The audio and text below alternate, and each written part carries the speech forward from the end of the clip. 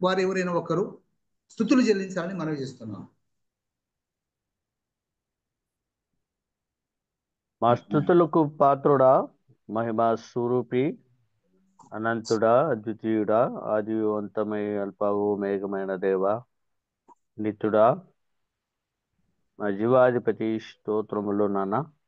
మా ప్రభు నీ ప్రియకుమారుడు యేసుక్రీస్తుల వారి ఘనమైన పరిశుద్ధమైన నామములో మిమ్మల్ని పూజించి స్తుతించి కొనియాడుచున్నాం.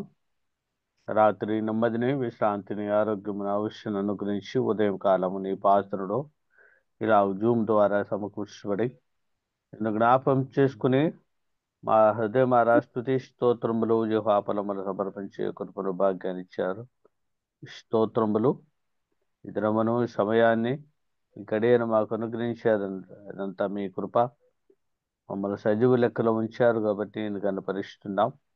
సజీవులుగా నన్ను సురేంద్రైన మాటలు జ్ఞాపం చేసుకుని మా విమోచకుడా, మా ప్రాణనాథుడా, మమ్మల్ని ప్రేమించి మా కొరకు పరలోకాన్ని వదులుకున్నారు. అత్యున్నత సింహాసనంపై ఆశీనుడిపై నిత్యము దూతలు కెరూబులతో కొనియాడబడుచున్నట్టు భాగ్యమును వదులుకొని భూలోకములో మానవునిగా, దాసునిగా, రిక్తునిగా జీవించారు. పాపము నుంచి, శాపం నుంచి, మరణం నుంచి, నరకము నుంచి తప్పించడానికి మమ్మల్ని ప్రేమించి మా కొరకు మిమ్మల్ని మీరు తగ్గించుకున్నారు. నా స్తోత్రములు చెల్లిస్తున్నాం. తండ్రి చేత పంపబడ్డవారై తండ్రి చిత్తం నెరవేర్చుటకు, ధర్మశాస్త్రం నెరవేర్చుటకై మీరు మా కొరకు భూలోకములో 33 సంవత్సరములు జీవించి మా కొరకు తండ్రి భూలోకములో మీరు ఒక వారసులుగా చేశారు. ఉచితంగా రక్షణ దయచేశారు. నిత్య జీవమునిచ్చారు. నిత్య రాజ్యమును ఉచితంగా అనుగ్రహించినందుకు స్తోత్రములు.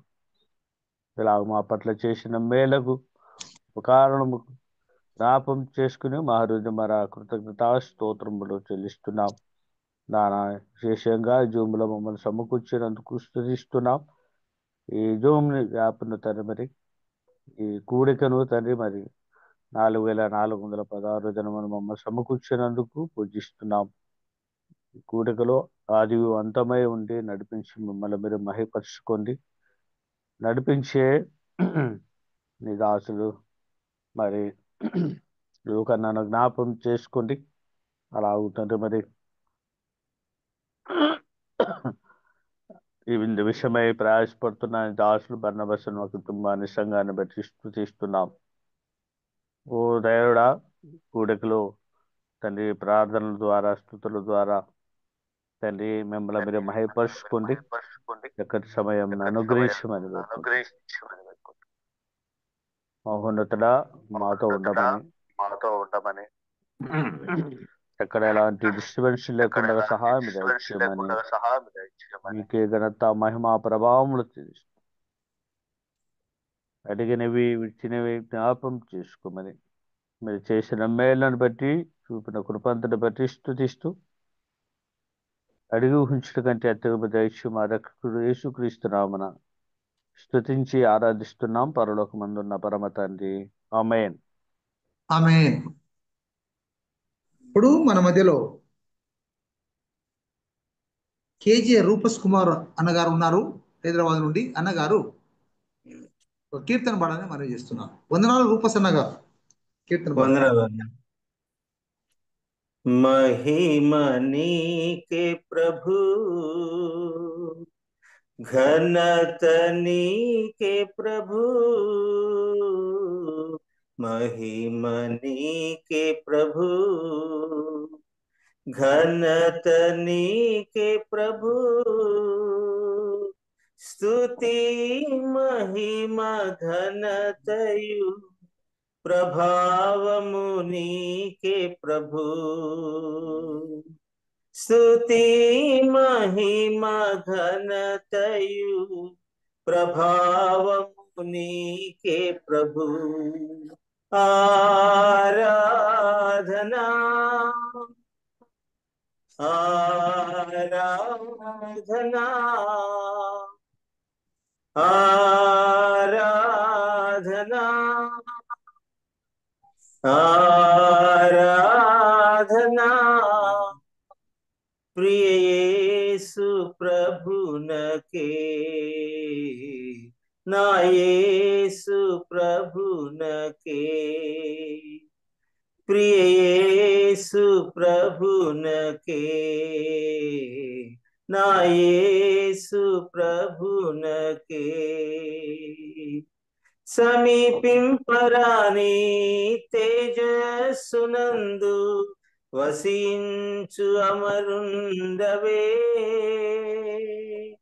శ్రీమంతుడవే సర్వాధిపతివే నీ సర్వము నాకిచ్చితివే సమీపింపరాని తేజస్సునందు వసించు అమరుండవే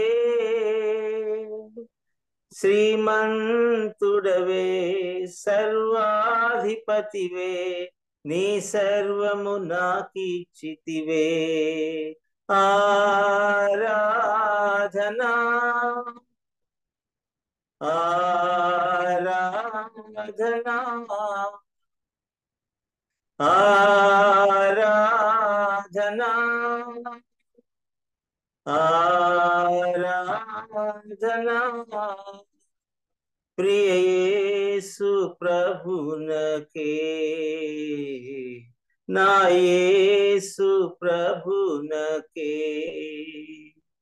ప్రియ యేసు ప్రభునకే నా యేసు ప్రభునకే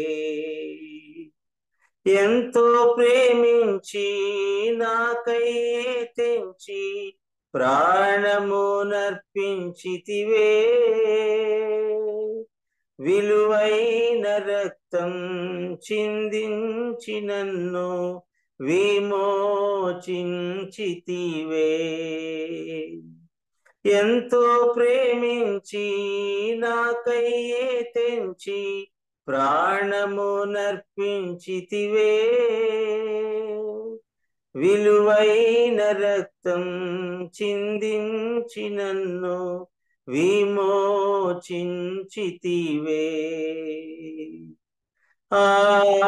ఆరాధనా ఆరాధనా ప్రియ యేసు ప్రభునకే నా యేసు ప్రభునకే ఆశ్చర్యకరమైన నీ వెలుగులోనికి నన్ను పిలిచి వెలిగించితివే నీ గుణాతిశయము ధరణే ప్రచురింప ఏర్పరచుకొంటివే ఆశ్చర్యకరమైన నీ వెలుగులోనికి నన్ను పిలిచి వెలిగించితివే నీ గుణాతిశయము ధరణే ప్రచురింప ఏర్పరచుకొంటివే ఆరాధనా ఆరాధనా ఆరాధనా ఆరాధనా ప్రియ యేసు ప్రభునకే నా యేసు ప్రభునకే ప్రియ యేసు ప్రభునకే నా యేసు ప్రభునకే వందనాలు. ఇప్పుడు మనం ప్రాముఖ్యమైన సమయానికి వచ్చాము. మన మధ్యలో వెంకటేశ్వర గారు ఉన్నారు పొలమనేరు నుండి. వెంకటేశ్వర గారు ఆరాధన తలంపులు పంచుకోవాలని నేను మనవి చేస్తున్నాను. 10 నుండి 15 నిమిషాల లోపల ఆరాధన పంచుకోవాలని అన్నగారికి మనవి చేస్తూ వందనాలు అన్న. ప్రారంభించారు. వందనాలండి.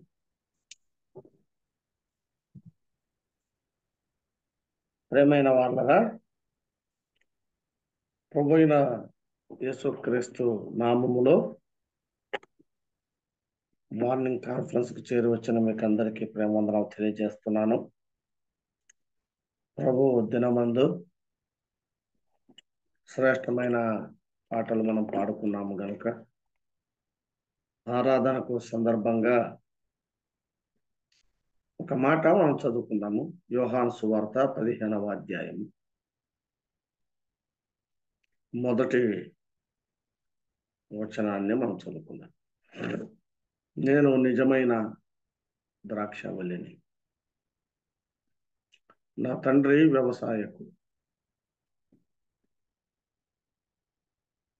నేను నిజమైన ద్రాక్షావల్లిని, నా తండ్రి వ్యవసాయకుడు. అలాగే 5వ వచనం, ద్రాక్షావల్లిని నేను, తీగెలు మీరు. ఎవడు నా యందు నిలిచి ఉండునో, నేను ఎవని యందు నిలిచి ఉండునో వాడు బహుగా ఫలించును. ప్రభువే ఈ మాటలను మన కొరకు దీవించి ఆశీర్వదించునుగాక. ప్రియమైన వాళ్ళరా, మన ప్రభు అయిన యేసుక్రీస్తు స్వయంగా తను తాను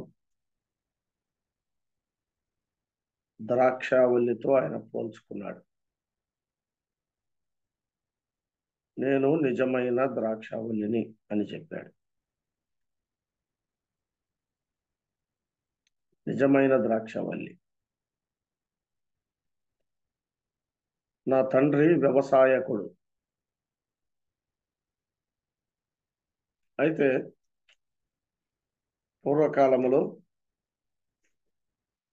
యెషయా గ్రంథము 5వ అధ్యాయంలో మొదటి వచనములో, నా ప్రియుని గురించి పాడెదను వినుడి, అతని ద్రాక్ష తోటను బట్టి నాకిష్టమైన దాన్ని గూర్చి పాడేదను వినుడి, నాకిష్టుడైన వారి గూర్చి పాడేదను వినుడి. సత్తువ భూమి గల కొండ మీద నా ప్రియునికి ఒక ద్రాక్ష తోట ఉండెను అన్నాడు. సత్తువ భూమి గల కొండ మీద నా ప్రియునికి ఒక ద్రాక్ష తోట ఉండెను. దేవాది దేవునికి, ఆ ప్రియునికి పూర్వము ఒక ద్రాక్ష తోట ఉంది. అది సత్తువ గల భూమి మీద ఉంది, భూమిలో ఉంది. అది కొండ మీద ఉంది. ఒకే ఒక ద్రాక్ష తోట. ఆయన ఆ తోటను చక్కటి రీతిగా సేద్యం చేశాడు. బాగుగా త్రవ్వాడు, రాళ్లను ఏరాడు, శ్రేష్టమైన ద్రాక్ష తీగలను నాటించాడు, బురుజు కట్టించాడు, ద్రాక్ష తొట్టి తొలిపించాడు, ద్రాక్ష పండ్లు ఫలింపవలెనని ఎదురు చూస్తున్నాడు. గాని అది కారు ద్రాక్షలు కాశను అన్నాడు. నా ద్రాక్ష తోటకు నేను చేసిన దానికన్నా మరేమి చేయగలను? అయినా అది కారు ద్రాక్షలు కాయుటకు కారణమేమి, హేతువేమి? ప్రియులారా,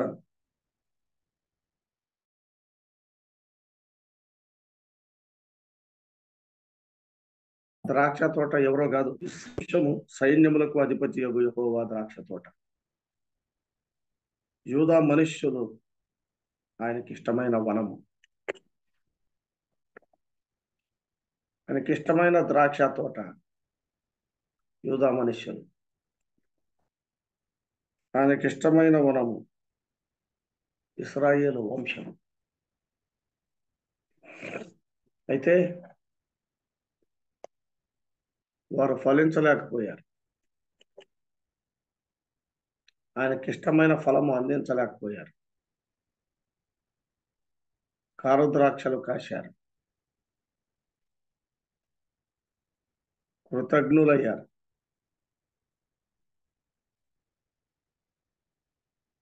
మేలుకు ప్రతిగా కీడు చేశారు, కీడే మేలు అనుకున్నారు. నేను న్యాయము కొరకు విచారించాను, కానీ నాకు న్యాయం దొరకలేదు అని చెప్పాడు. అన్యాయమే దొరికింది. నా ద్రాక్ష తోటకు నేను ఇంతకన్నా ఏం చేయగలను? ఇశ్రాయేలు జనాంగాన్ని, ఆ వంశాన్ని ఆయన ఒక ద్రాక్ష తోటల ఎంతగా ప్రేమించాడు, ఎంతగా ప్రేమించాడు. నిక్కమైన ద్రాక్ష తోటగా ఉండాలని శ్రేష్టమైన తీగలను ఆ సత్తువ గల భూమి మీద ఆయన నాటాడు. ఆ కొండ మీద చాలా సౌందర్యమైన తోటగా ఉండాలని ఆశించాడు. అయితే అది కారు ద్రాక్షలు కాసింది. అది నిరాశపరిచింది. పిల్లారా, అందుకే ఇతడు మమ్మల్ని ఏలుట మాకు ఇష్టం లేదన్నారు, తృణీకరించారు, త్రోసివేశారు, మాకు వద్దన్నారు. ఎన్నో రీతులుగా నా ప్రియునికి ఒక ద్రాక్ష తోట, కారు ద్రాక్షలు, కాని ద్రాక్షలు, చేదు ద్రాక్షలు కాచారు. ఇష్టమైన వనముగా ఉండలేకపోయారు. పిల్లారా, అందుకే ప్రభు అయిన యేసుక్రీస్తు భూలోకానికి వచ్చినప్పుడు ఆయన తన్ను తాను శిష్యులకు బయలుపరుచుకున్నప్పుడు నేను నిజమైన ద్రాక్షవల్లిని అని బయలుపరుచుకున్నాడు. నేను నిజమైన ద్రాక్షవల్లిని. మన ప్రభువు నిజమైన ద్రాక్షవల్లి. యోహాను సువార్తలో ఈ నిజమైన అనే మాటలు చాలా ఉన్నాయి. నేను నిజమైన దేవుడను అని చెప్పాడు. నేను నిజమైన ఆహారం, పరలోకం నుండి దిగి వచ్చిన ఆహారం అనే మాట కూడా ఉంది. నేను నిజమైన వెలుగును, నిజమైన వెలుగును. యోహాను సువార్త 6:14లో చాలా మంది ప్రవక్తలు వచ్చారు, కానీ నేను నిజమైన ప్రవక్తను. సమరయ స్త్రీలు అన్నారు, ఈయన నిజముగా లోక రక్షకుడు. నిజముగా లోక రక్షకుడు అనే మాట చూస్తున్నాం. నిజముగా లోక రక్షకుడు. నిజమైన ద్రాక్షవల్లి, నిజమైన ద్రాక్షవల్లి. అదే మాట యెషయా గ్రంథం 53లో ప్రభువును గురించి చెబుతూ ఒక మాట మనకు రాయబడింది. చూడండి, యెషయా గ్రంథం 53లో మనకు తెలిసిన మాట ఇది. గుర్తు చేసుకుందాం, ప్రతి ఆదివారం గుర్తు చేసుకునేది.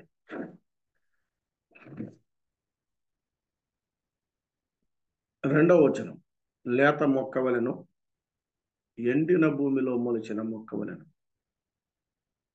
అతడు ఆయన ఎదుట పెరిగాను అని చెప్పాడు. అతడు ఆయన ఎదుట పెరిగాను. లేత మొక్క, ఎండిన భూమిలో మొలిచిన మొక్క, సత్తువ గల భూమిలో ఆయన నాటాడు, కానీ అది కారు ద్రాక్షలు కాసింది. అయితే పరలోకపు తండ్రికి ఇష్టమైన ఫలముగా ఉండునట్లుగా యేసుక్రీస్తు ఆయన తన్ను తాను ద్రాక్షవల్లితో పోల్చుకున్నాడు. ఆయన నిక్కమైన ద్రాక్షవల్లి. సత్తువ గల భూమిలో కాదు, ఎండిన భూమిలో. ఈ లోకం ఎండిపోయింది. నీతిమంతుడు లేడు, ఒక్కడు లేడు. మంచి లేని లోకం, కర్కశ లోకం, ముళ్ళ పొదలు, గచ్చ పొదలు మొలిచిన లోకం.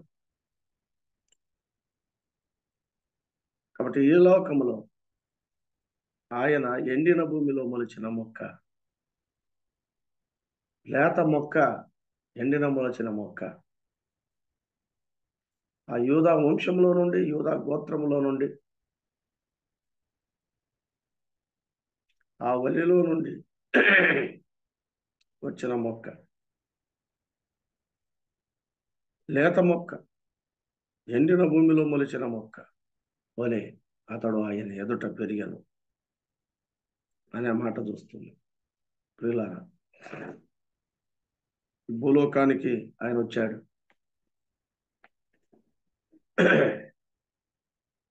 తండ్రి ఎదుట ఆయన పెరిగాడు.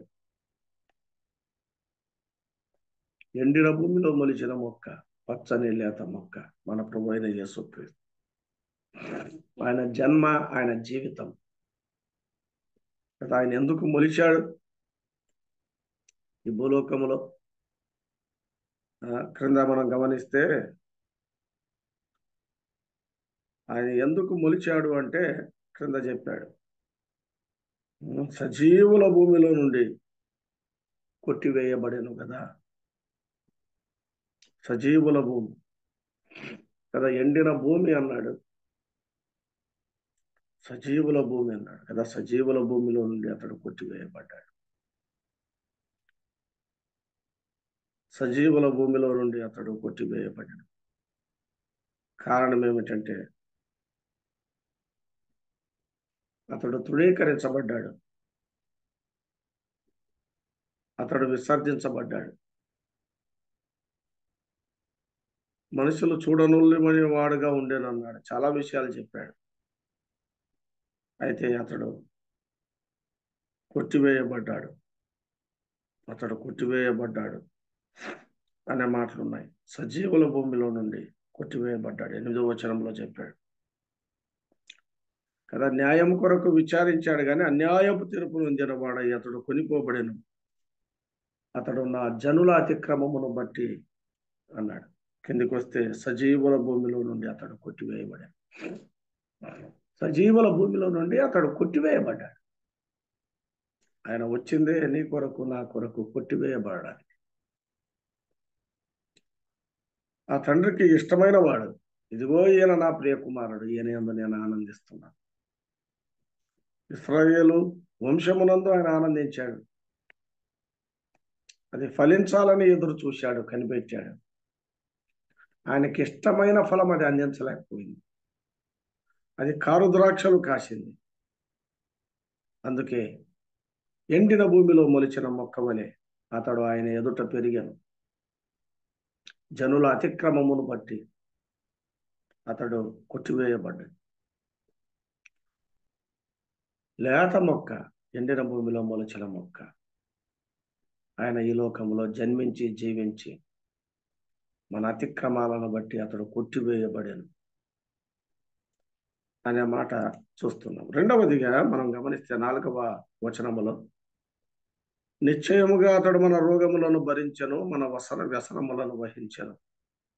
అయినను మొత్తబడిన వానిగాను, దేవుని వలన బాధింపబడిన వానిగాను, శ్రమ నొందిన వానిగాను మనము అతన్ని ఎంచితిమి అన్నాడు. రెండవదిగా ఆయన మొలిచిన మొక్కే కాదు కానీ మొత్తబడిన మనుష్యుడు. అతడు మొత్తబడిన వానిగా అనే మాట కూడా చూస్తున్నాం. మొత్తబడిన వానిగా కదా. తండ్రి ఆయన్ను మొత్తాడు. ఆయన్ను నలగొట్టుటకు ఆ తండ్రికి ఇష్టమైంది. అన్యాయపు తీర్పు నొందిన వాడై అతడు కొనిపోబడెను. అతడు నా జనుల అతిక్రమమును బట్టి మొత్తబడెను కదా. మొత్తబడెను కదా. మొత్తబడిన మనుష్యుడు. ఈ ఉదయకాలం మన ప్రభు ఎవరునూ సమీపింపరాని తేజస్సులో ఉన్నవాడు, దురోగాన మహిమలో ఉన్నవాడు, అదృశ్య దేవుని స్వరూపి.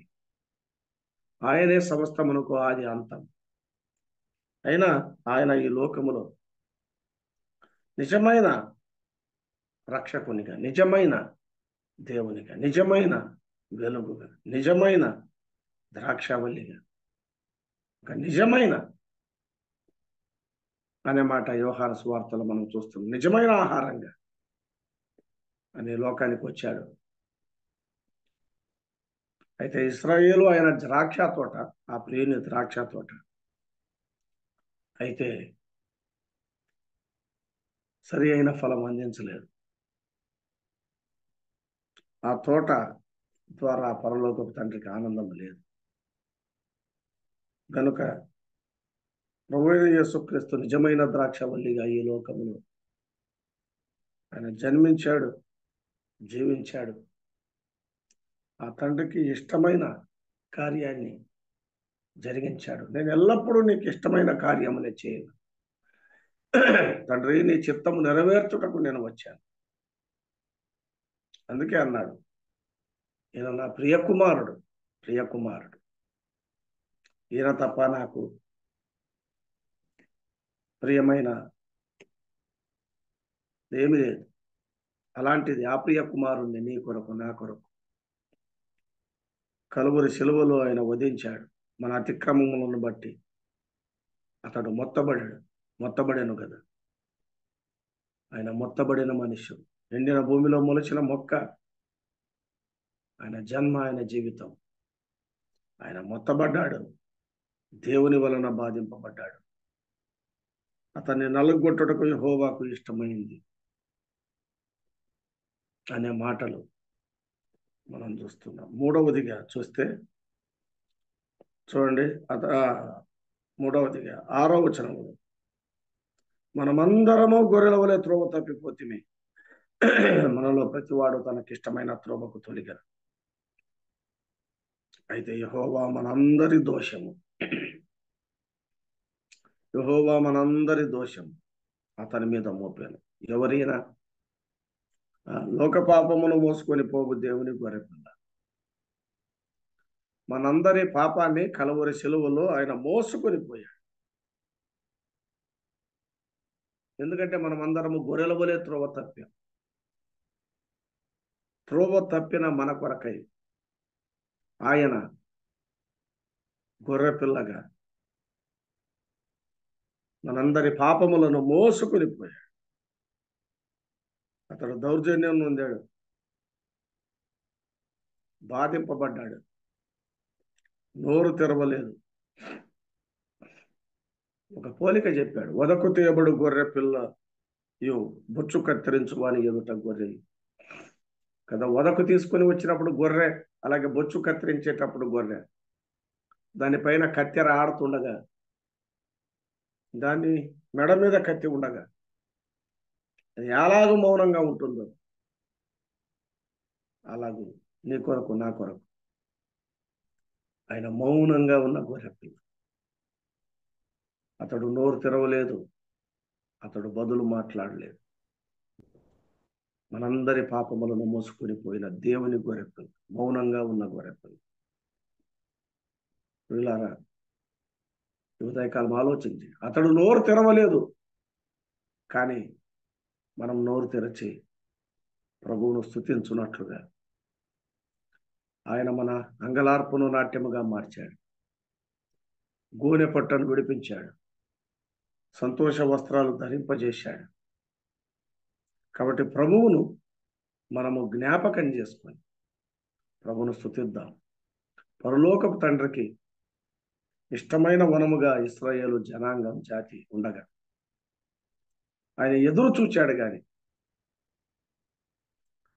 ఇష్టమైన ఫలము, ఇష్టమైన ద్రాక్ష అది ఇవ్వలేకపోయింది. ప్రతి ఆదివారమున ఆయన మన కొరకు ఎదురు చూస్తున్నాడు. నిజమే, ఆయనకి ఇష్టమైన ఇది మనలో ఉందా? ఆయనకి ఇష్టమైన ఆరాధన, నచ్చిన ఆరాధన, మెచ్చే ఆరాధన, ఆయన సంతోషించే ఆరాధన, ఆయన హృదయాన్ని ఆనందపరిచే ఆరాధన, సత్యమైన ఆరాధన, నిజమైన ఆరాధన, నిజమైన ఆరాధన.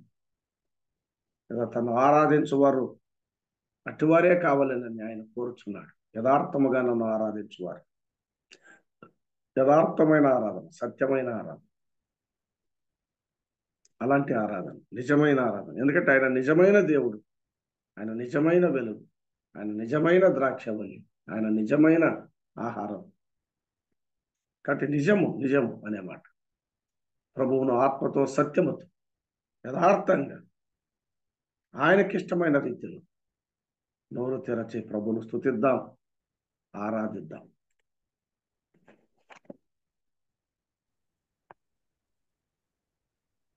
ఇప్పుడు ప్రేరేపించబడిన వారు స్తుతులు చెల్లిస్తారని మనం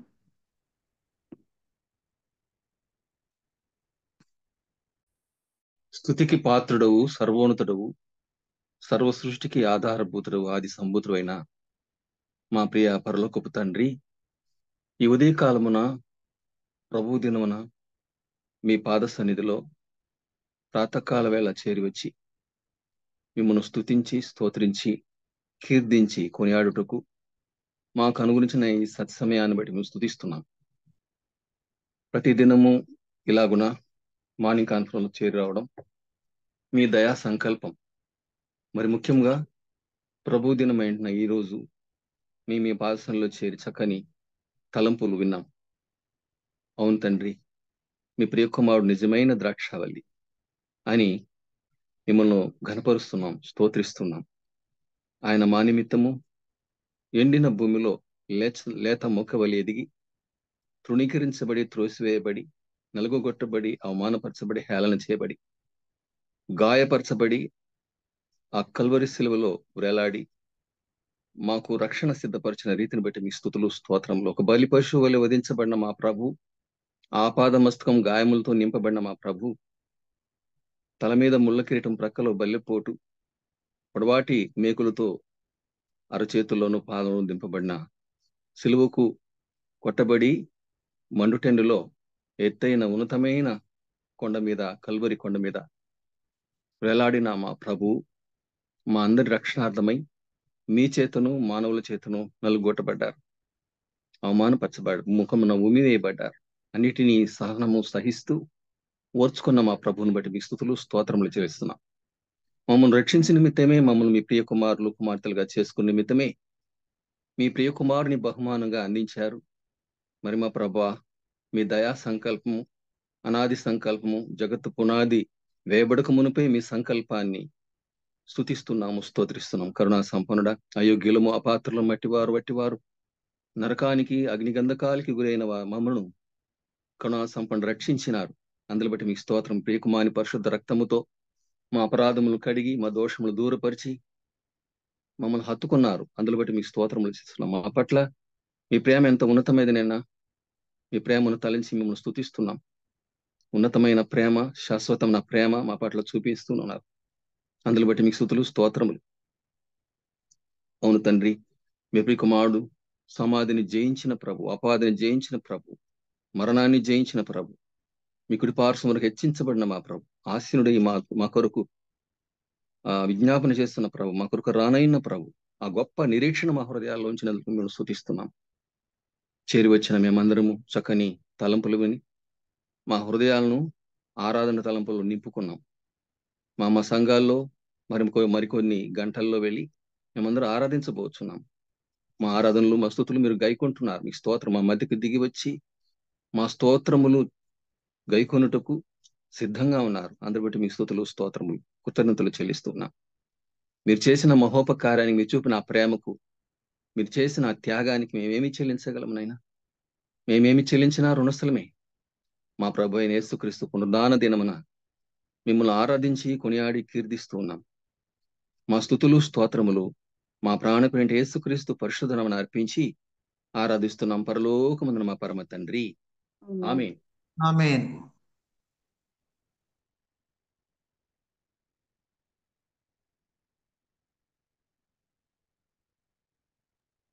ప్రేరేపించబడిన వారు శిలువ గురించిన పాట ఒక్క పల్లవి, ఒక్క చరణం మాత్రమే.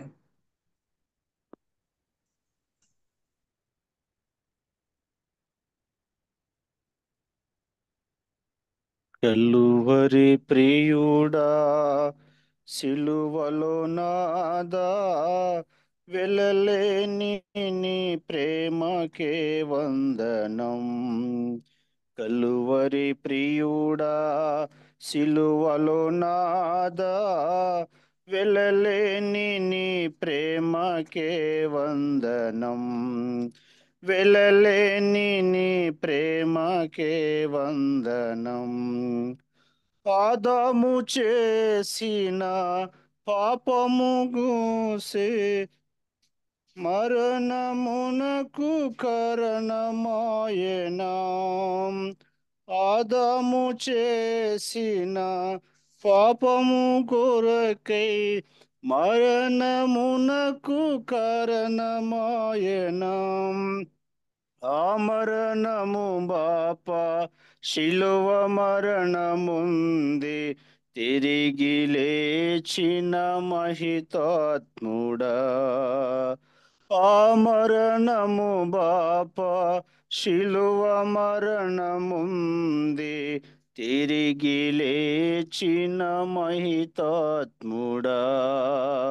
కలువరి ప్రియుడా సిలువలో నాదా, వెలలేని నీ ప్రేమకే వందనం.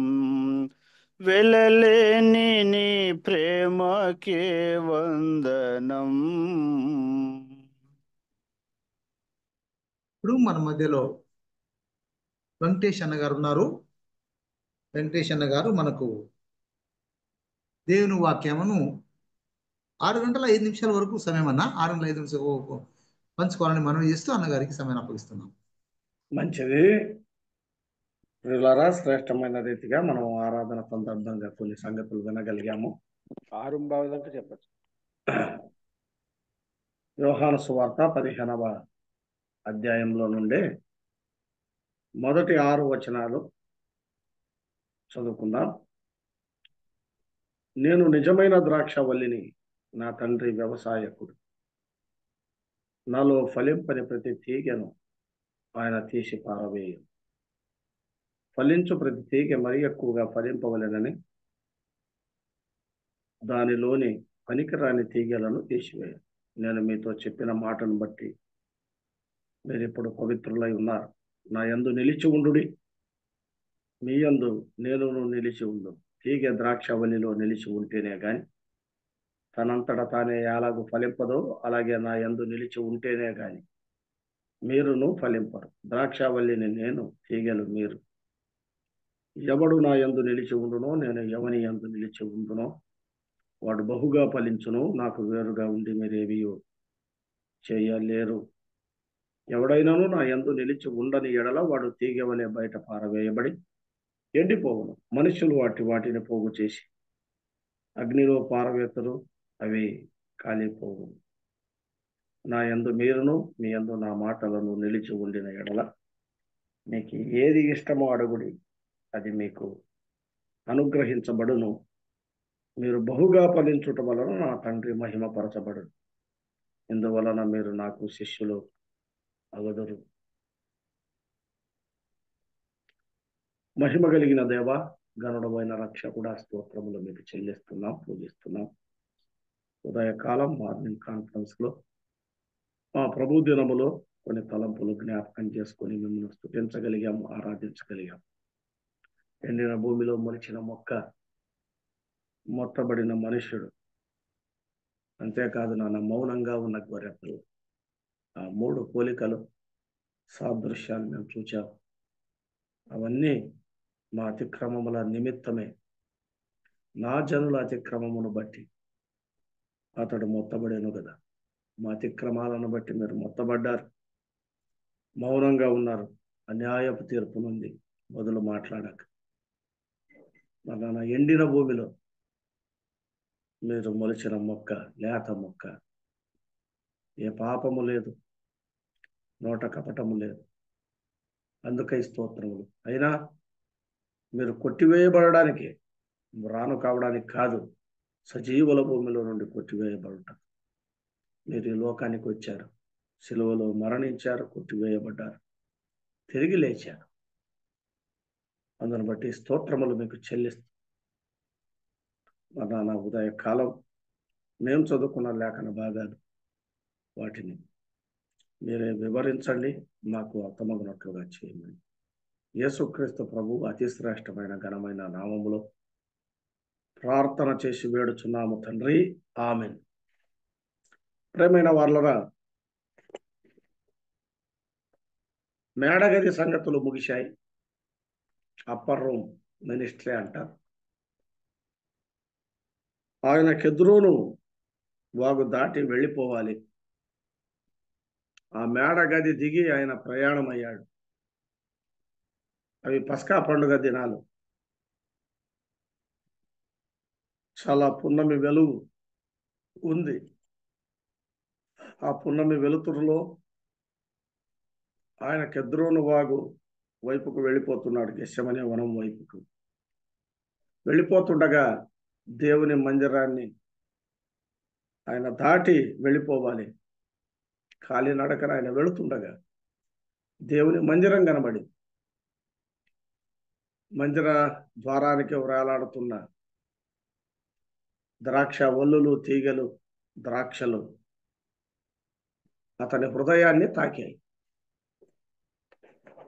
అప్పుడు శిష్యులకు ఆయన, నేను నిజమైన ద్రాక్షవల్లిని, నా తండ్రి వ్యవసాయకుడు అని తను తాను ద్రాక్షవల్లిగా ఆయన పోల్చుకున్నాడు. నేను నిజమైన ద్రాక్షవల్లి.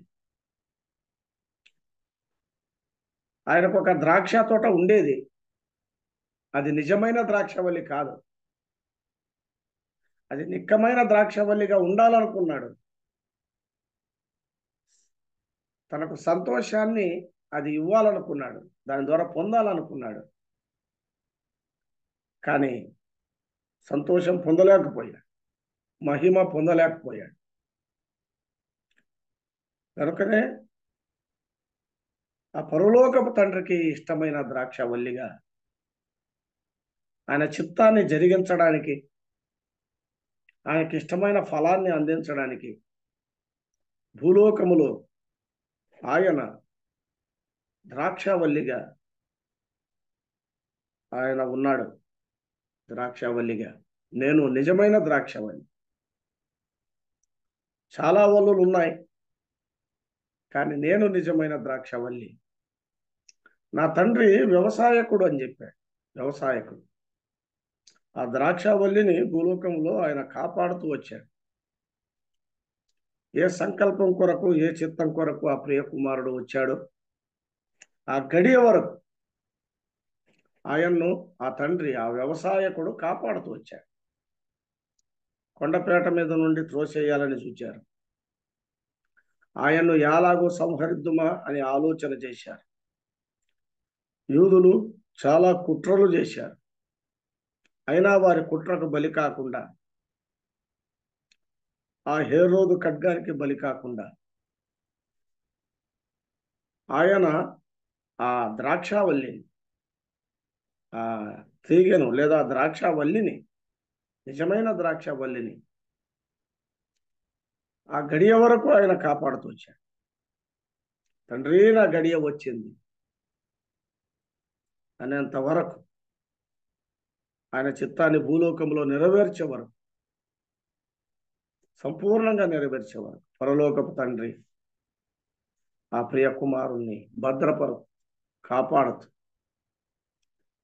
వచ్చాడు. ఆయన తండ్రి వ్యవసాయకుడు, నేను నిజమైన ద్రాక్షవల్లిని, నా తండ్రి వ్యవసాయకుడు అనే మాట అక్కడ మనం చూస్తున్నాం. మనం ఎవరమంటే, మీరు తీగెలు అని చెప్పాడు 5వ వచనం. మీరు తీగెలు, తీగెలు మీరు, ద్రాక్షవల్లిని నేను, నా తండ్రి వ్యవసాయకుడు, అయితే తీగెలు మీరు. ద్రాక్షవల్లిని గురించి ప్రభు పలికిన మాటలు ఎంత వాస్తవమైనవి, ఎంత గంభీరమైనవి. ప్రియులారా, ఆయన నిజమైన ద్రాక్షవల్లిగా ఉన్నాడు.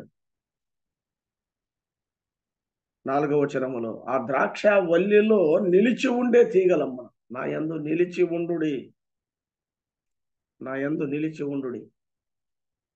ఆయన యందు నిలిచి ఉండే తీగలం. ఆయన ద్రాక్షవల్లి అయితే మనం తీగలం, ఆయన రాజు అయితే మనం ప్రజలం, ఆయన కాపరి అయితే మనం గొర్రెలం, ఆయన పెళ్లి కుమారుడైతే మనం వధువు. ఆయన శిరస్సు అయితే మనం శరీరం కదా. ఆ నిలిచి ఉండేది, ఆ నిలిచి ఉండే అనుభవం, నా యందు నిలిచి ఉండుడి అనే మాట మనం చూస్తున్నాం. కాబట్టి ఆయన నిజమైన ద్రాక్షవల్లిగా ఉన్నాడు. ఈ భాగాన్ని చదివినప్పుడు ఆయన యందు నిలిచి ఉన్న తీగలుగా మనము ఫలభరితమైన జీవితాన్ని మనం జీవించాలి. ఫలభరితమైన జీవితాన్ని మనం జీవించాలి అనే సత్యాన్ని మనము నేర్చుకోగలం. తీగలు అంటే 3 రకాల తీగలు చెప్పాడు. 2వ వచనంలోనే చూడండి, నాలో ఫలింపని ప్రతి తీగ అన్నాడు. ఆ తర్వాత ఫలించు ప్రతి తీగ అన్నాడు. అదే వచనంలో నాలో ఫలింపని ప్రతి తీగ, ఫలింపని తీగలు ఉన్నాయి, ఫలించే తీగలు ఉన్నాయి. ఆ తర్వాత పనికిరాని తీగలు అని కూడా చెప్పాడు 2వ వచనంలోనే. పనికిరాని తీగలు. మనము ఫలించే తీగలుగా ఉండాలి, ఫలింపని తీగలుగా ఉండకూడదు. ఫలింపని తీగలుగా మనం ఉండకూడదు. అయితే ఎప్పుడైతే మనం ఫలించమో పనికిరాని తీగలు అయిపోతాం. పనికిరాని తీగలు. కాబట్టి 3 రకాల తీగల గురించి చెప్పాడు. ఏది ఏమైనా ద్రాక్షవల్లి అన్నప్పుడు అది తప్పక ఫలించేదై ఉండాలి. అది తప్పక ఫలించేదై ఉండాలి. మిగిలిన చెట్లు ఫలించినా ఫలించకపోయినా ఏదో ఒక విధంగా ఉపయోగపడతాయి. కలపగానో, వంట చెరుకుగానో, పశువులకు మేతగానో అవి ఉపయోగపడతాయి. కానీ ద్రాక్షవల్లి ఉపయోగపడదు, కలపగా ఉపయోగపడదు, వంట చెరుకుగా ఉపయోగపడదు, పశువులకు మేతగా ఉపయోగపడదు, గృహోపకరమైన పాత్రలకు ఉపయోగపడదు, ఇంటి దూలాలకు ఉపయోగపడదు, దేనికి ఉపయోగపడదు. క్రైస్తవుడు అన్నప్పుడు తప్పకుండా ఫలించేవాడై ఉండాలి. ఒక విశ్వాసి అన్నప్పుడు తప్పకుండా ఫలించేవాడై ఉండాలి. నువ్వు క్రైస్తవుడువా, నువ్వు విశ్వాసివా, తప్పకుండా నువ్వు ఫలించాలి. ఫలించకపోతే ప్రయోజనం లేదు. ఆ ద్రాక్ష తీగలు ఫలించకపోతే వాటి ద్వారా ప్రయోజనం లేదు. అవి దేనికి పనికిరావు. వేరే మొక్కలు, వేరే చెట్లు రకరకాలుగా పనికొస్తాయి, కానీ ద్రాక్షవల్లి తీగలు పనికిరావు. కాబట్టి నువ్వు తప్పకుండా ఫలించవలసిందే. క్రైస్తవుడు అన్నప్పుడు ఫలించాలి, విశ్వాసి అన్నప్పుడు ఫలించాలి, దేవుని బిడ్డ అన్నప్పుడు ఫలించాలి, తప్పకుండా ఫలించాలి. ఫలము లేకపోతే మనం నిష్ప్రయోజకులం, నిష్ఫలులం. కావాలంటే చూడండి, మత్తయి సువార్త 13వ అధ్యాయం. మత్తయి సువార్త మనందరికీ తెలుసు, మనకు తెలిసిన వచ్చిన భాగాలే. మత్తయి సువార్త 13వ అధ్యాయం 22 వచనాలను ఒకసారి చదువుకుందాం. మత్తయి సువార్త 13:22 వచనాన్ని మనం చదువుకుందాం.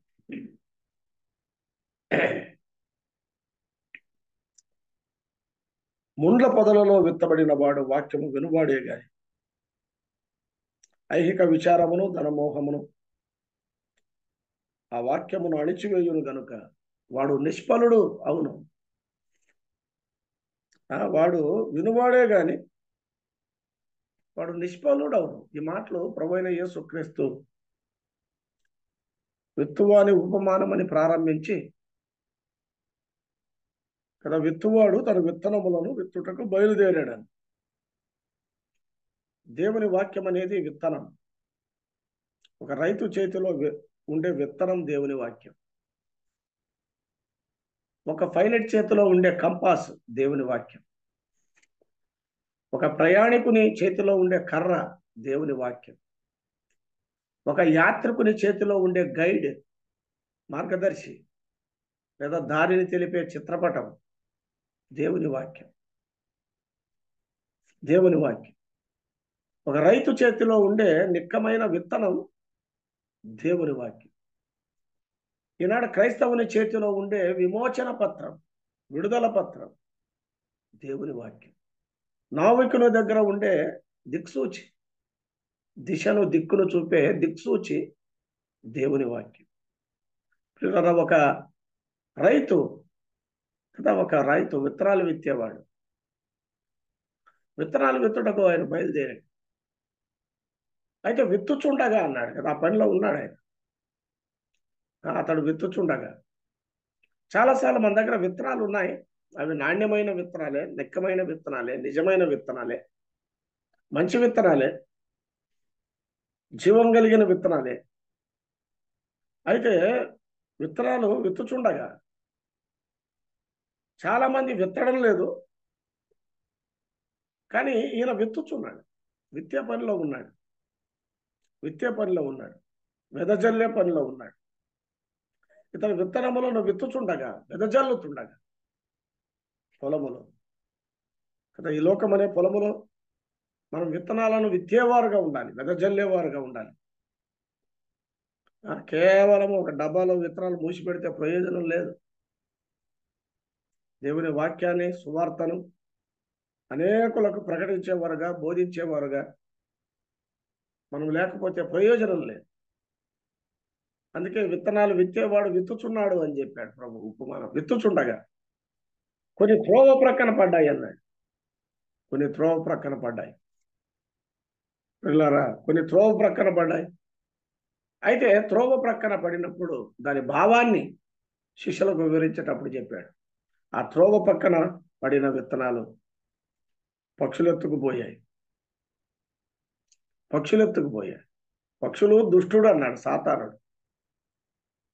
చాలాసార్లు మనం ఫలించలేకపోవడానికి కారణం ఏమిటంటే దేవుని వాక్యం వినక కాదు. దేవుని వాక్యాన్ని వింటున్నాము. అందుకే యాకోబు చెప్తాడు, మీరు వినువారు మాత్రమై ఉండి దాని ప్రకారము ప్రవర్తింపని వారైతే, దాని ప్రకారము ప్రవర్తింపని వారైతే అద్దములో తన సహజ ముఖమును చూచుకొని మనిషిని పోలి ఉన్నాడు. వాడు అవతలకు వెళ్ళి మరిచిపోవును కదా, వాడు వెళ్ళి మరిచిపోవును కదా. చాలాసార్లు దేవుని వాక్యం మన యుద్ధకు వస్తుండగా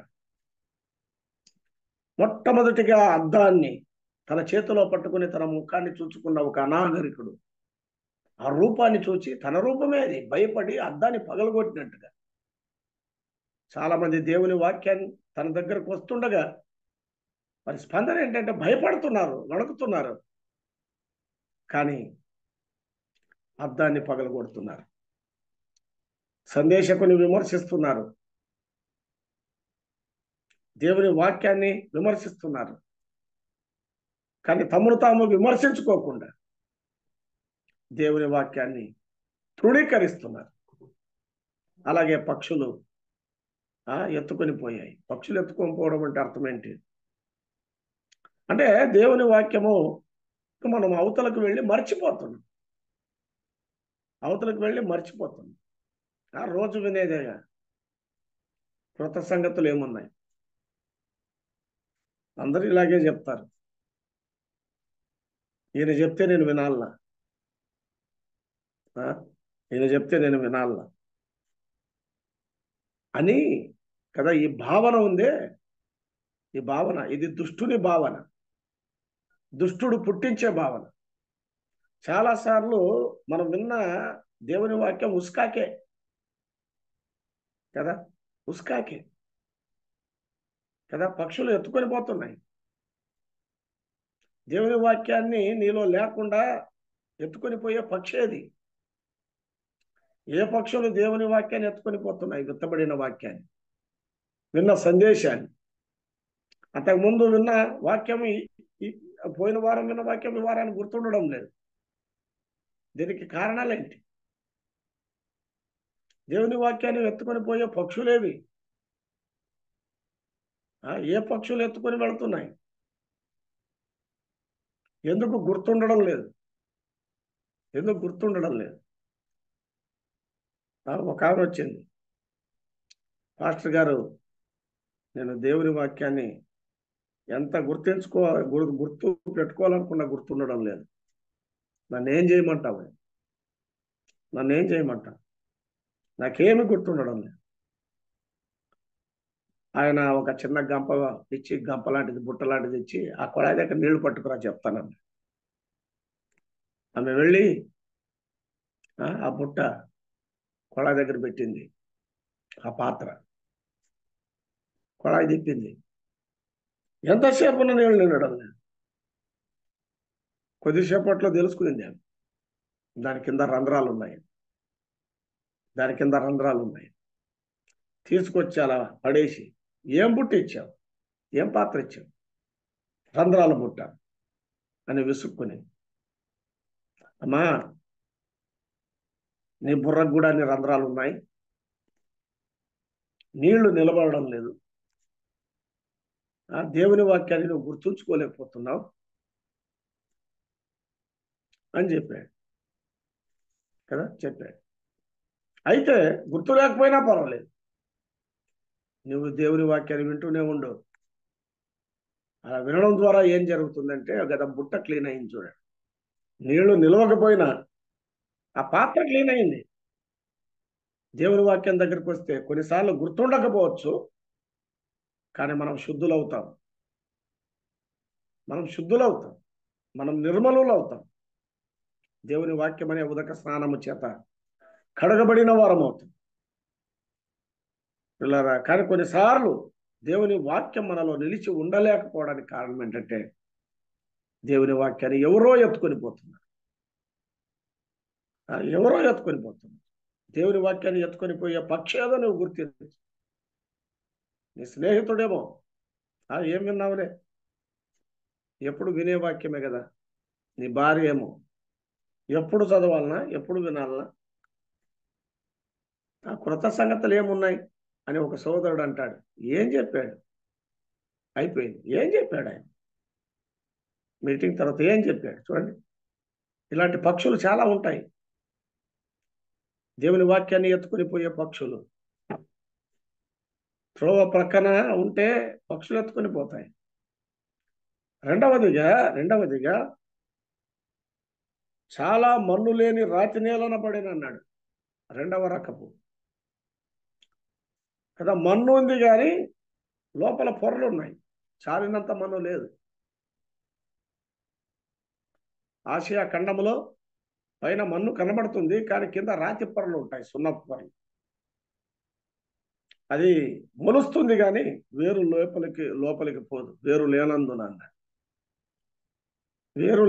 కాదు, వేరు ఉంది కానీ వేరు పోనందున కింద పొరలు ఉన్నాయి, రాతి పొరలు. చాలాసార్లు మనం ఫలించలేకపోవడానికి కారణం కనబడని పొరలు. పైనేమో మన్ను, లోపలేమో పొరలు. యథార్థత లేదు, కపటము, వేషధారణ, స్వార్థము, అసూయ, కక్షలు, కుతంత్రం, గర్వం, అతిశయం. నాకంతా తెలుసు. ఆ పొర ఉన్నంత వరకు నువ్వు ఫలించలేవు. కనబడని రాతి పొరలవి, సున్నపు పొరలవి నీ హృదయాంతరాళల్లో ఉన్నాయి. కనబడని పొరలు. కాబట్టి నువ్వు ఫలించలేకపోతున్నావు, అక్కడ ఫలించలేదు. మూడవదిగా మనం గమనిస్తే పిల్లరా, పొదలు అన్నాడు కదా, ముళ్ళ పొదలలో పడే. ఈ పొదలు కనబడతాయి, పొరలు కనబడవు. పక్షులు ఎత్తుకొని పోతాయి, అవి కూడా కనబడవు, ఎగిరిపోతాయి. కొన్నిసార్లు దేవుని వాక్యం మాయమైపోతుంది, విన్న సందేశాలు మాయమైపోతాయి. ఆ హెచ్చరికలు మనం గుర్తుపెట్టుకో కదా, అవి ఎత్తుకొని పోబడతాయి. దుష్టుడు కొన్నిసార్లు మాయ చేస్తాడు. దేవుని వాక్యం వినకుండా చేయడు, విను, అయితే అది నిలిచి ఉండకుండా చేస్తాడు. రెండవదిగా మనం గమనిస్తే కదా, పొరలు ఉన్నాయి, కనబడని పొరలు. మూడవదిగా పొదలు ఉన్నాయి కదా, ముళ్ళ పొదలు. ఏంటా పొదలు? ఐహిక విచారం,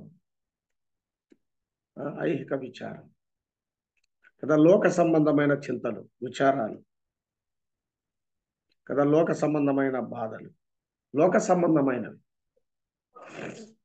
దేవుని వాక్యము కన్నా లోక సంబంధమైన వాటితో నింపబడడం. ఎందుకు లోక సంబంధమైన వాటితో నింపబడతామంటే ధనమోహము అన్నాడు. ధనం పైన ఆశ, ధనాపేక్ష, డబ్బు పైన మక్కువ, డబ్బు సంపాదించాలనే ప్రయత్నం కదా. ఆ పొదలు ఉన్నాయే, ఆ ఐహిక విచారం అనే పొద, ధనమోహం అనే పొద. పిల్లరా, దేవుని గురించి ఎంతగా రాయబడిందో ధనాన్ని గురించి కూడా అంతగానే రాయబడింది బైబిల్. యేసుక్రీస్తు ప్రభు ధనాన్ని గురించి కూడా ఎక్కువగా చెప్పాడు. నీ ధనం ఎక్కడ ఉండునో నీ హృదయం అక్కడ ఉండును. ఇద్దరు యజమానులకు ఒక సేవకుడు దాసుడుగా ఉండలేడు. ధనాన్నైనా ప్రేమించాలి, సిరినైనా ప్రేమించాలి, లేదా దేవుణ్ణైనా ప్రేమించాలి. చాలా విషయాలు ఉన్నాయి, మనం అక్కడికి వెళ్ళం. కానీ ధన వ్యామోహం, ఐహిక విచారాలు, ఏమి తిందమో, ఏమి త్రాగదమో, ఏమి ధరించుకుందమో, ఈ ఆలోచనలు కదా, వీటి మీదే పడి దానితోనే నింపబడి మన ఆత్మీయత ఎదుగు లేకుండా, బొదుగు లేకుండా, దానికి ఇష్టమైన ఫలము లేకుండా, చాలాసార్లు నిష్ఫలులుగా సంవత్సరాలు క్రైస్తవులుగా చలామణి అవుతున్నా, విశ్వాసులుగా ఉన్నా ఫలితం లేకుండా, ఫలము లేకుండా మనం ఉన్నామంటే కారణం ఏంటంటే మనల్ని అణిచే పొదలేవో మనం ఎరుగుదాం, దాగి ఉన్న పొరలేవో, అభ్యంతరంగా ఉన్న పొరలేవో, ఆటంకాలుగా ఉన్న పొరలేవో మనం ఎరుగుదాం. దేవుని వాక్యాన్ని ఎత్తుకొని పక్షులేదో, ఆ ఎగిరిపోయే పక్షులేవు. దేవుని వాక్యం అస్సలు మనసున లేకుండా ఎత్తుకొని పోయే పక్షులేవు మనం ఎరుగుదాం కదా. ఒక్కటే చెప్పాడు, మంచి నేలను విత్తబడిన విత్తనం అది 30 60 100 ఫలించబడి. నేలను మార్చలేము కదా, నేలను మార్చలేము కదా. విత్తనాలన్నీ నాణ్యమైన విత్తనాలే. పిల్లరా, నాణ్యమైన విత్తనాలు ఉన్నా సరి అయిన సిద్ధపాటు, సరి అయిన నేలలుగా మనం ఉండకుండా, సరి అయిన నేలలుగా మనము లేకుండా చాలాసార్లు మనం ఫలించలేకపోతున్నాం. దేవుని వాక్యాన్ని వినడంతో ఆశీర్వాదం రాదు. దాని ప్రకారము జీవించడం ద్వారా, ప్రవర్తించడం ద్వారా, నడుచుకోవడం ద్వారా మనము ఫలించేవారుగా ఉంటాం. లేకపోతే మనము నిష్ఫలులుగా ఉంటాం కదా. దేవుని వాక్యంలో జీవం ఉంది. 2వ పేతురు చూడండి, 8వ అధ్యాయం 8వ వచనంలో చెప్పాడు. పేతురు 2:8 చెప్పాడు. పేతురు రాసిన 2వ పత్రిక 8వ అధ్యాయం 8వ వచనంలో దేవుని వాక్యాన్ని గూర్చి అక్కడ ఒక మాట రాయబడింది. ఆ మాటనే మనం చదువుకుందాం. 2వ పేతురులో 8, క్షమించాలి,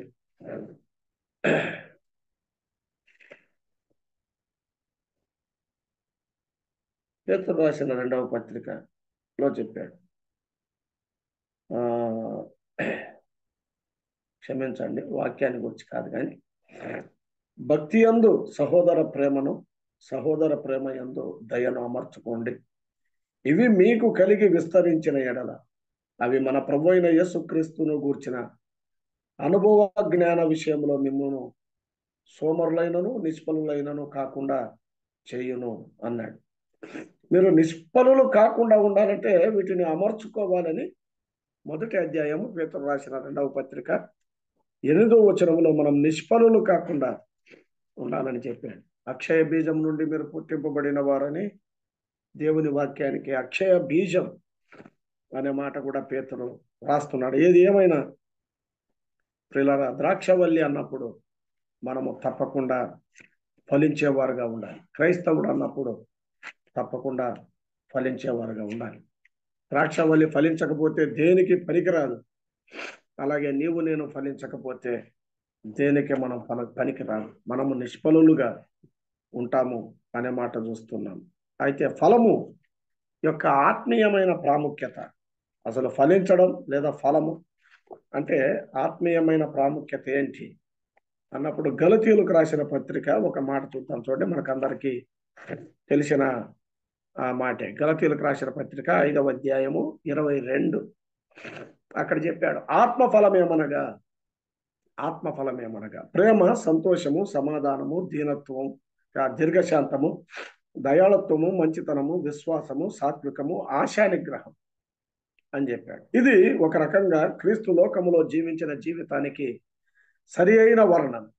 ఈ ఫలాలు మనలో కనిపించినప్పుడు మనము క్రీస్తు సారూప్యంలోనికి ఎదుగుతున్నట్టు కదా. ఈ ప్రేమ, ఈ సంతోషం, ఈ సమాధానం, ఈ దీర్ఘశాంతం, ఈ దయాళత్వం, ఈ మంచితనం, ఈ విశ్వాసం, ఈ సాత్వికం, ఈ ఆశానిగ్రహం, ఇది ఒక రకంగా భూలోకంలో ప్రభువైన యేసుక్రీస్తు జీవించిన జీవితం. ఈ ఫలము అనేది మనలో ఉన్నప్పుడు మనం ఆయన సారూప్యంలోనికి మార్చబడుతుంది, ఎదుగుతున్నాం.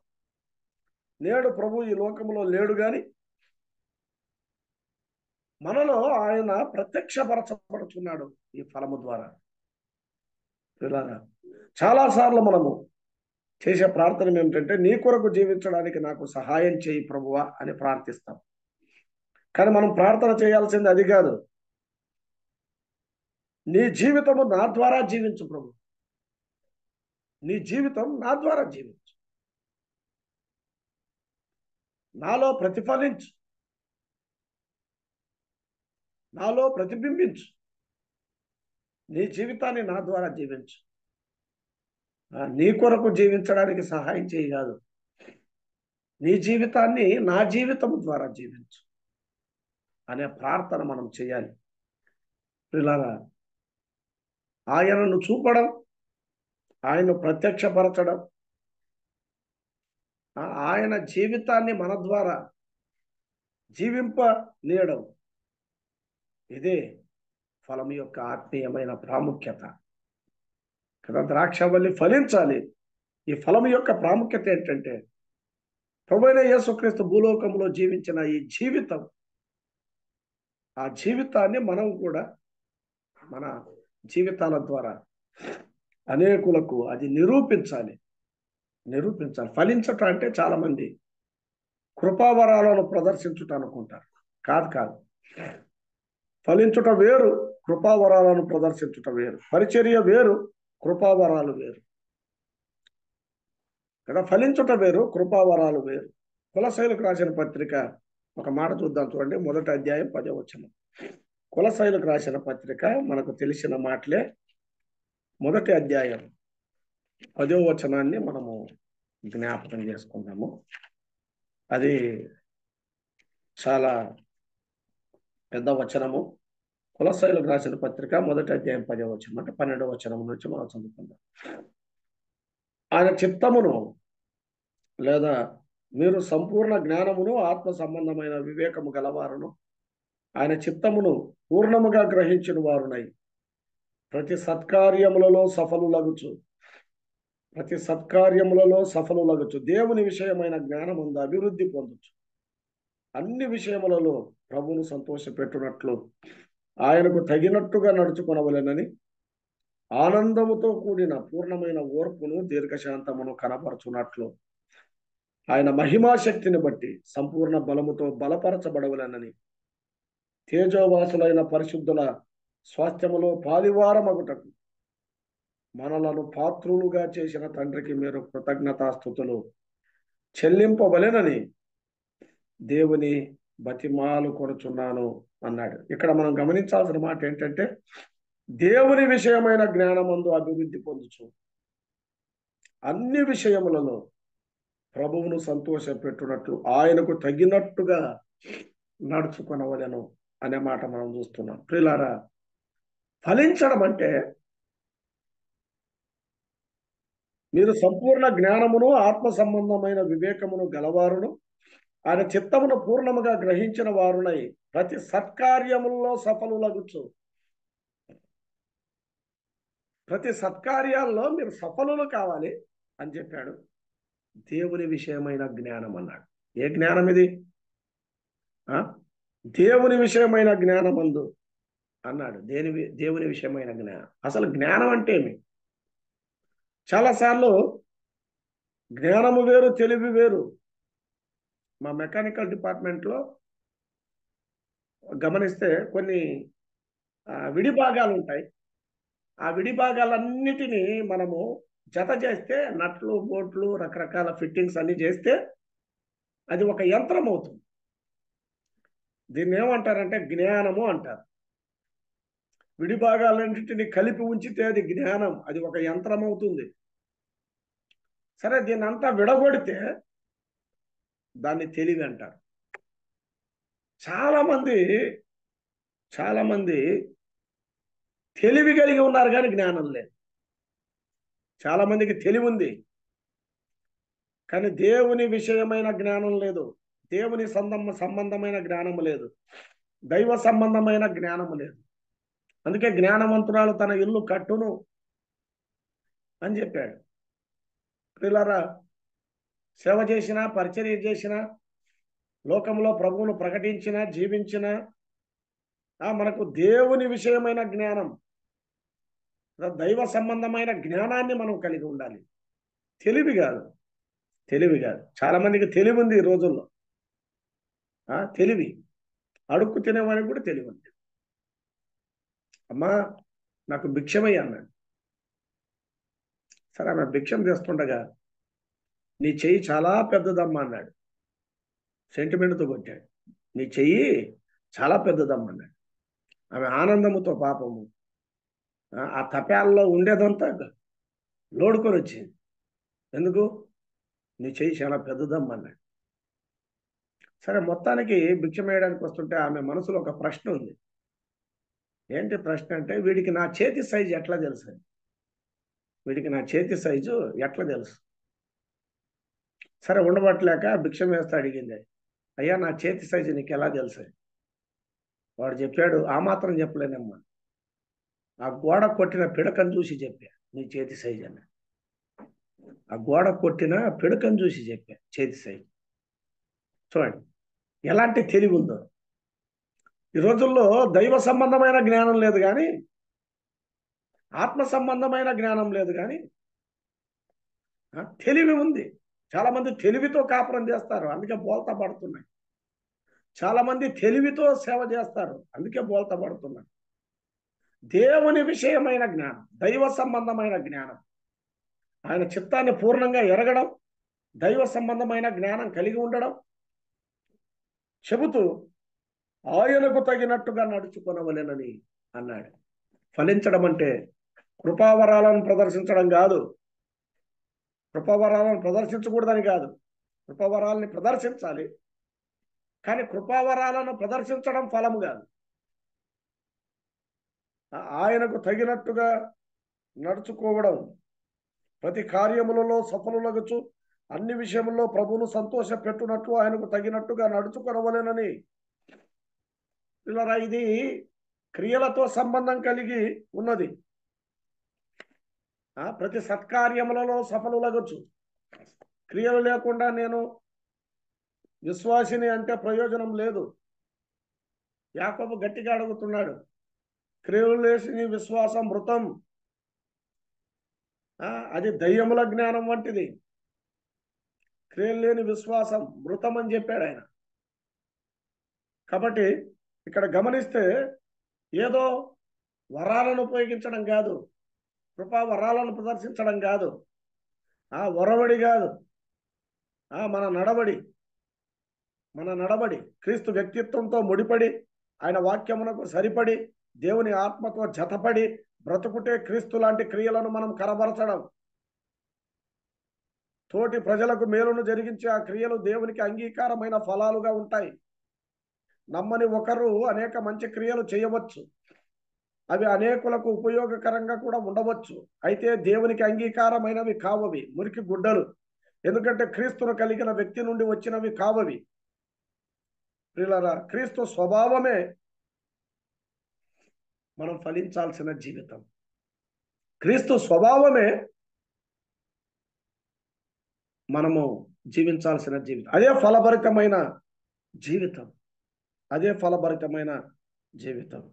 ప్రియులారా, ఆలోచన చేయండి. ఆయనకు తగినట్టుగా నడుచుకోవాలి.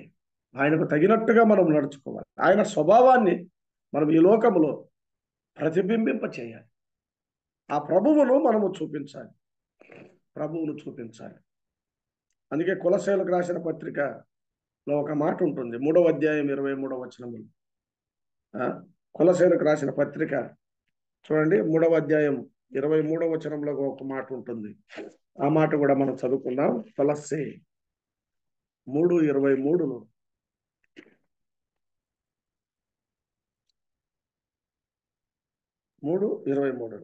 ప్రభువు వలన స్వాస్థ్యము ప్రతిఫలముగా పొందుదమని ఎరుగుదురు కనుక మీరేమి చేసినను అది మనుషుల నిమిత్తము కాక ప్రభు నిమిత్తమని మనస్ఫూర్తిగా చేయుడి అన్నాడు.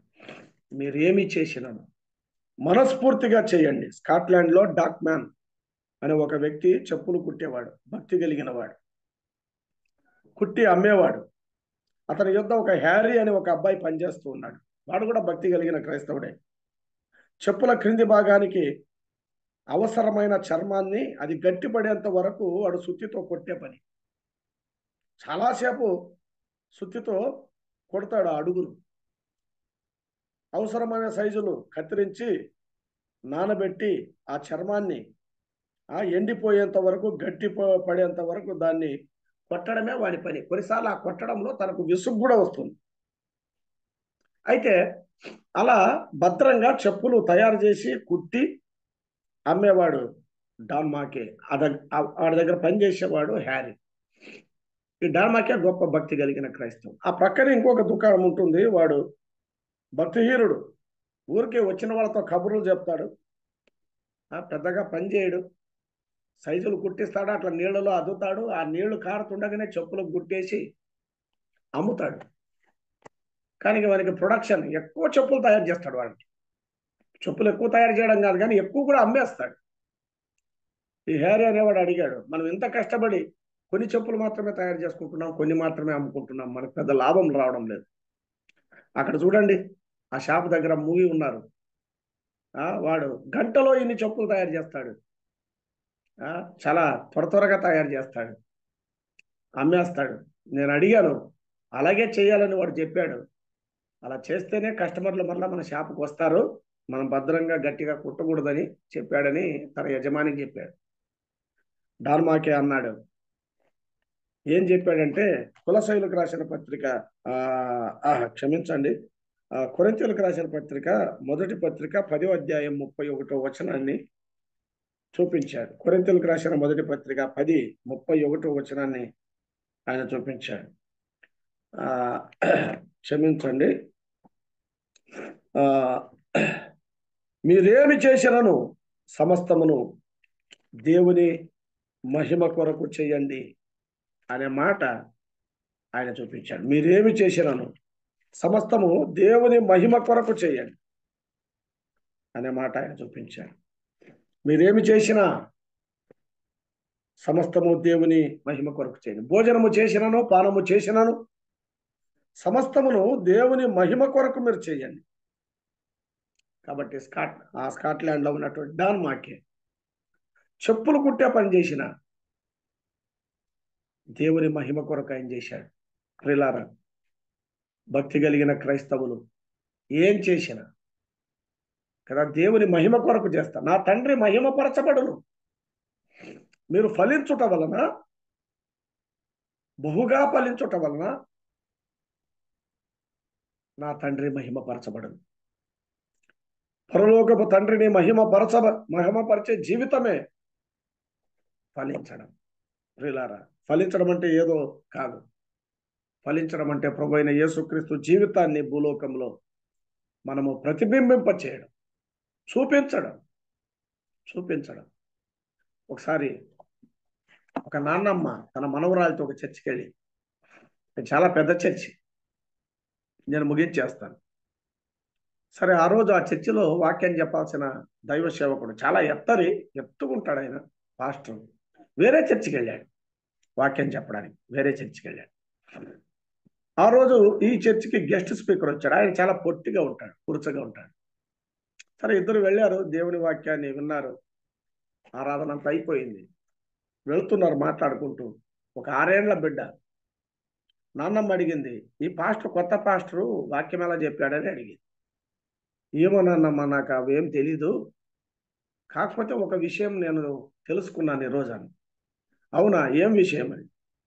మన పాస్టర్ నిలబడితే నాకు యేసు ప్రభు కనబడాడు, కానీ ఈ పాస్టర్ నిలబడినప్పుడు నాకు యేసు ప్రభు కనబడ్డాడు అని చెప్పి. అవునా అని. అవును. ఏంటంటే విషయం, ఆ చర్చి వెనక యేసు ప్రభు ఫోటో ఉంది గోడకి, ఆ డయాస్ వెనక. అంతకుముందుండే పాస్టర్ చాలా ఎత్తుగా ఉంటాడు కాబట్టి యేసు ప్రభు ఫోటో కనబడలేదు ఈ బిడ్డకి.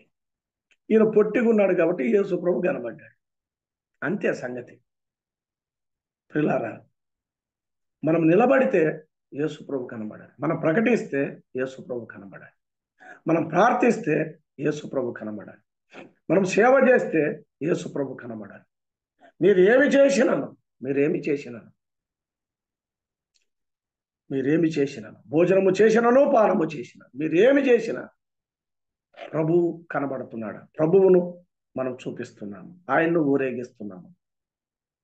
ఇదే ఫలభరితమైన నా యందు నిలిచి ఉండుడి, నేను మీ యందు నిలిచి ఉందును. నా యందు మీరు నిలిచి ఉండండి, నేను మీ యందు నిలిచి ఉంటాను అని చెప్పాడు. తీగే ద్రాక్షవల్లిలో నిలిచి ఉంటేనే గాని అది ఫలించదు. నాకు వేరుగా ఉండి మీరేమీ చేయలేరు.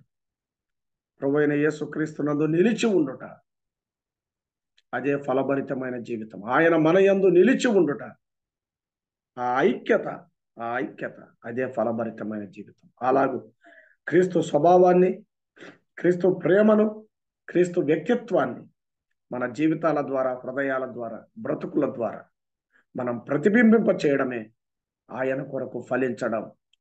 కాబట్టి ద్రాక్షవల్లిని నేను, తీగలు మీరు, నా యందు నిలిచి ఉండండి అని చెప్పాడు. ఆయన యందు నిలిచి ఫలించేవారుగా ప్రభు మనలను బలపరచును గాక.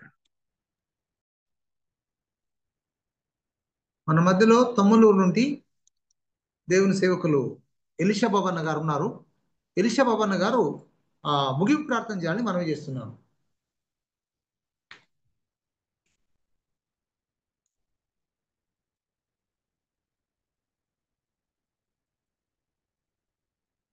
ప్రార్థన. సర్వాధికారియు సర్వోన్నతుడైన మా ప్రియ పరలోకపు రాజా, మేము స్తుతిస్తున్నాం, కీర్తిస్తున్నాం, ఘనపరుస్తూ ఉన్నాం. మరొక ప్రభుదిన ప్రవేశాన్ని మాకు అనుగ్రహించారు. ఈ దినమును బట్టి మేము స్తుతిస్తున్నాం. మా దేవా, మహిమగల రాజువు, సర్వాధికారివి, సకల యుగములలో ప్రభుడవు, అల్ఫయో మేఘో అయిన దేవుడవు, ఆరాధనకు యోగ్యుడవు, పూజ్యుడవు, సజీవుడవు, సంపూర్ణుడవు. ఇంత గొప్ప దేవుని పాద సన్నిధి భాగ్యం మాకు ఇచ్చినందుకు మేము మిమ్మల్ని స్తుతిస్తున్నాం. బలమైన దేవా, ఈ ప్రభుదినంలో మీ దాసుని బహుగా బలపరిచారు. విత్తబడిన ప్రతి వచనం మా ఆత్మీయ క్షేమం కొరకై మేము అన్వయించుకొని ఆత్మతో సత్యముతో యోగ్యంగా సజీవ యాగముగా మిమ్మలను ఆరాధిస్తూ మీకు ఘనత మహిమ ప్రభావాలు ఆరోపిస్తూ ఉన్నాం. ఈ సమయం నాయన, ఈ దినమంతా మీతో గడపడానికి మాకు సిద్ధపాటు నిమ్మని. ప్రభు అయిన క్రీస్తు యేసు శ్రేష్టమైన ఘననామములో, యోగ్యమైన నామములో స్తోత్రములు చెల్లించి మీ నామాన్ని కీర్తిస్తూ ఉన్నాము తండ్రి. ఆమేన్. ఆమేన్. ఆమేన్. ఈరోజు ఈ కుడికిలో చేరి వచ్చి మన మమ్రే క్రిస్టియన్ అసెంబ్లీ ఓడి చెరువు జి బర్నబాస్ అన్న గారు ప్రారంభించి నడిపిస్తున్న మార్నింగ్ కాన్ఫరెన్స్ అనే ఆధ్యాత్మిక జూమ్ మీటింగ్లు 400 4416వ రోజున చేరి వచ్చి చక్కని స్థుతులు చెల్లించిన జి ప్రభుదాస్ అన్న గారికి నేను వందనాలు తెలుపుతున్నాను. అదేలాగున చక్కని ఆరాధన తలంపులు మరి వాక్యాన్ని అందించిన పెద్దలు వెంకటేష్ అన్న గారికి వందనాలు. అదేలాగున స్థుతులు చెల్లించిన పిఎల్ రవి మనోహర్ అన్న గారికి వందనాలు. చక్కని సిలువ పాట పాడి దేవుని మోహపరిచిన పేతురు గారికి, మరి అదేలాగున ప్రార్థన ఆధ్యాత్మిక కీర్తన చక్కని ఆరంభ కీర్తన పాడిన అన్నగారికి, రూపస్ అన్న గారికి, ఆరాధన కీర్తన పాడిన రూపస్ అన్న గారికి వందనాలు. మరి ఈ కుడికెలో చేరి వచ్చి చక్కగా ఆఖరి ప్రార్థన చేసిన పెద్దలు దేవుని సేవకులు మన మధ్యలో ఉన్నారు. ఎలిషా బాబన్న గారికి వందనాలు. అదేలాగున ఈ కుడికెళ్ళి 49 మంది చేరి వచ్చిన పరిశుద్ధులు అందరికీ వందనాలండి. నాకు ఈ ఒక అవకాశం అందగించిన జి బర్నబాస్ అన్న గారు కూడా వందనాలు. అన్నగారు ఈ సమయాన్ని అప్పగిస్తారు. బర్నబాస్ అన్న గారు వందనాలు.